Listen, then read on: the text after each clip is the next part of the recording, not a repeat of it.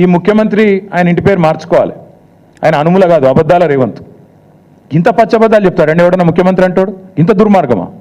Microsoft data సెంటర్ని పట్టుకొని Adani data centre, అదేవిధంగా నేషనల్ హైవే ప్రాజెక్టులు మేము ఇచ్చినాం, రక్షణ శాఖ ప్రాజెక్టులు రాష్ట్ర ప్రభుత్వం ఇచ్చింది, ఎలక్ట్రికల్ ట్రాన్స్మిషన్ ప్రాజెక్ట్ అది కూడా కేంద్ర ప్రభుత్వ ప్రాజెక్టు మేము ఇచ్చినాం.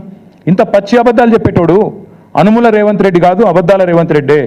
అందుకే నేను అనేది ఈ కాయిదాలు, ఈ డ్రామాలు ఇవన్నీ పక్కకు పెడితే రేవంత్ రెడ్డి నీకు అసలు కేసీఆర్ గారి గురించి మాట్లాడతాడు. నిన్న సరే నన్నంటే తిట్టినావు, నీకంటే వయసులో చిన్ననే కాబట్టి పడతా అనుకో.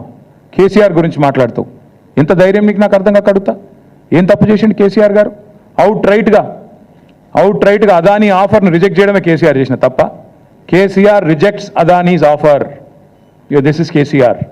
రెడ్ సిగ్నల్ ఇచ్చిండు కేసీఆర్. దేశం మొత్తం ఇంకా అదాని గురించి తెలియకముందే మేల్కొన్న ముఖ్యమంత్రి కేసీఆర్.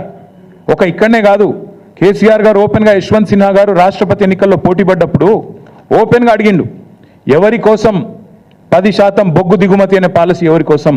ఒక వ్యక్తికి మేలు చేయడం కోసమే కదా అని గర్జించిన ఒకే ఒక్క ముఖ్యమంత్రి కేసీఆర్.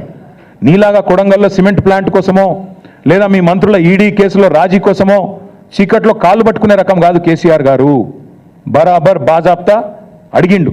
నువ్వు బ్యాగులు మోసిన దొంగవు కాబట్టి అదే బురద మా మీద ఊస్తా, నువ్వు చేసే లుచ్చా పనులు ప్రపంచమంతా చేస్తుంది, నీలాగా గౌతమ్ బాయ్ అని చిల్లర పనులు చేసుకుంటూ ఆయన చుట్టూ తిరిగి మస్కా కొట్టే టైపు మేం కాదు. మాకు ఆ కర్మ పట్టలేదు.